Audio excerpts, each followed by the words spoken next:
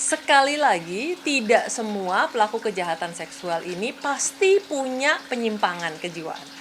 Ya, pada dasarnya ketika mereka adalah juga predator seksual, pada dasarnya mereka punya profil psikologis yang khas, di mana mereka tidak mampu mengendalikan dorongan dari dalam dirinya. Berarti itu bagian otak tengahnya ya, di mana dia punya dorongan-dorongan dan impuls yang tinggi untuk mencari pemenuhan kebutuhan yang sangat tinggi yang tidak bisa dikendalikan atau tidak bisa ditahan. Kemudian yang kedua adalah kemampuan untuk mengambil keputusan, untuk menahan diri, untuk berpikir panjang. Nah, biasanya mereka ini adalah orang-orang yang memang kapasitas pengambilan keputusannya terbatas, di mana pengambilan keputusan ini tidak bisa menahan dorongan-dorongan tersebut dan tidak bisa berpikir panjang.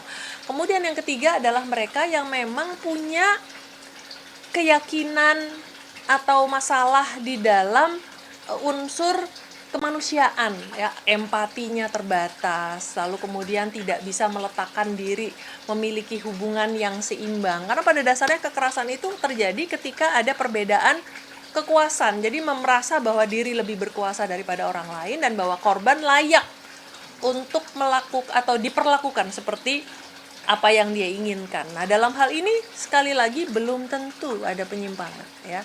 Walaupun di kasus yang ada incest misalnya, seorang ayah melakukan kejahatan seksual terhadap anaknya, bahkan sampai terjadi kehamilan bukan hanya sekali tapi 2 kali, lalu kemudian juga anak-anak yang dihasilkan dari hubungan incest tersebut pun juga bisa mengalami kejahatan seksual. Tidak selalu harus ada penyimpangan. Nah, seringkali yang terjadi adalah karena profil psikologis yang khas ya.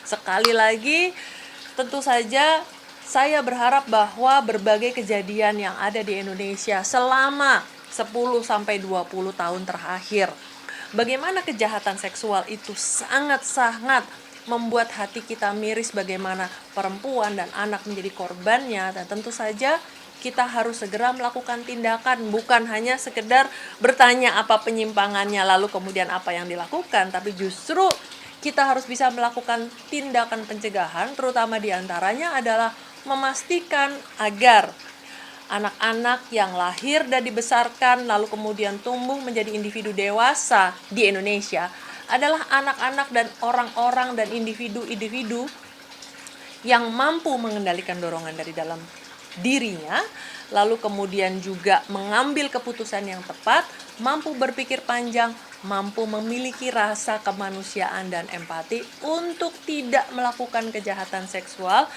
terutama terhadap anak dan perempuan. Karena apa? Karena anak dan perempuan adalah masa depan bangsa.